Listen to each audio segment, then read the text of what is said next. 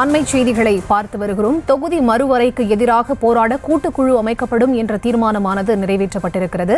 சென்னை தலைமைச் செயலகத்தில் முதலமைச்சர் மு.க.ஸ்டாலின் தலைமையில் தொகுதி மறுவரைக்கு எதிராக கூட்டுக்குழுவானது அமைக்கப்படும் என முதலமைச்சர் மு.க.ஸ்டாலின் தெரிவித்திருக்கிறார். அண்மை செய்திகளாக பார்த்து வருகிறோம்.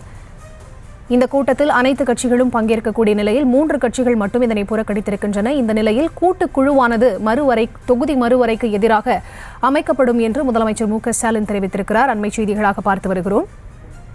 இது தொடர்பான முழுமையான விவரங்களோடு இணைகிறார் எமது செய்தியாளர் ராஜேஷ். அவரிடம் பேசலாம். வணக்கம் ராஜேஷ், இந்த தீர்மானம் தொடர்பான முழுமையான விவரங்கள். வணக்கம். தற்போது ஒவ்வொரு கட்சிகளும் தங்களுடைய கருத்துக்களை தெரிவித்து பேசி வருகிறார்கள். இதுவரை 8 கட்சிகள் பேசியிருக்கக்கூடிய நிலையில் 8 கட்சிகளுமே தமிழக அரசினுடைய அந்த நிலைப்பாட்டிற்கு ஆதரவு தான் தெரிவித்திருக்கிறார்கள். குறிப்பாக எதிர்க்கட்சி வரிசையில் இருக்கக்கூடிய அதிமுக, பாமக உள்ளிட்ட கட்சிகளும் கூட திமுகவினுடைய குறிப்பாக தமிழக அரசினுடைய இந்த நிலைப்பாட்டிற்கு, இந்த தீர்மானத்திற்கு அவர்கள் ஆதரவு தெரிவித்திருக்கிறார்கள். இந்த 8 கட்சிகளுமே எந்த விதமான ஒரு எதிர்ப்பையும் தெரிவிக்கவில்லை.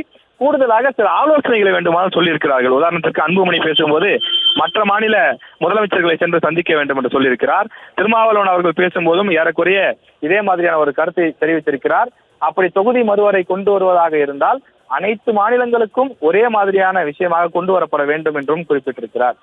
இதுவரை திமுக, அதிமுக, காங்கிரஸ், 2 கம்யூனிஸ்ட் கட்சிகள், விடுதலை சிறுத்தை, அதே போல பாமக, மதிமுக திரு வைகோ அவர்கள் பேசியிருக்கிறார். இப்படி 8 கட்சிகள் பேசியிருக்கக்கூடிய நிலையில் 8 கட்சிகளுமே தமிழக அரசின் தீர்மானத்திற்கு ஆதரவு மட்டும்தான் தெரிவித்திருக்கிறார்கள்.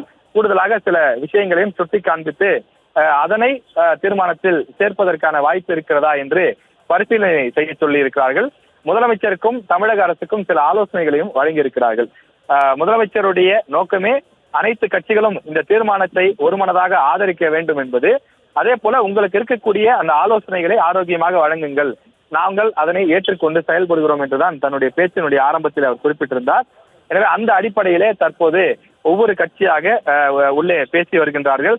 உள்ளே பேசக்கூடிய தகவல்கள் நாம் தொடர்ச்சியாக நியூஸ் தமிழ் வாயிலாக தெரிந்து கொள்ளக்கூடிய அந்த காட்சிகளைத்தான் நாம் தொடர்ந்து பார்த்து வருகின்றோம். ஒவ்வொரு கட்சியும் என்ன மாதிரியான நிலைப்பாட்டை எடுக்கின்றது, என்னென்ன கருத்துக்களை பேசுகிறார்கள் என்று பார்க்கிறோம். குறிப்பாக 2 கம்யூனிஸ்ட் கட்சிகளும் பேசும்போது, மார்க்சிஸ்ட் கம்யூனிஸ்ட், இந்திய கம்யூனிஸ்ட் 2 கட்சிகளுமே ஏறக்குறைய ஒரே கருத்தை தான் தெரிவித்தார்கள்.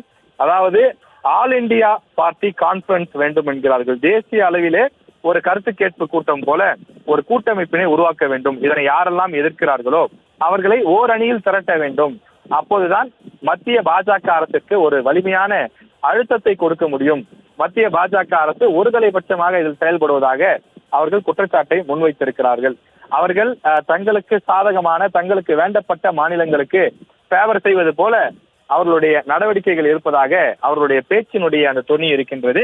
எனவே கம்யூனிஸ்ட் கட்சிகளினுடைய கருத்து என்பது தேசிய அளவிலான ஒரு கூட்டமைப்பை உருவாக்கி இந்த எதிர்நிலைப்பாட்டில் இருக்கக்கூடிய கட்சிகள் அனைத்தையும் ஒன்று திரட்டி போராட வேண்டும் என்று அவர்கள் கோரிக்கை வைத்திருக்கிறார்கள்.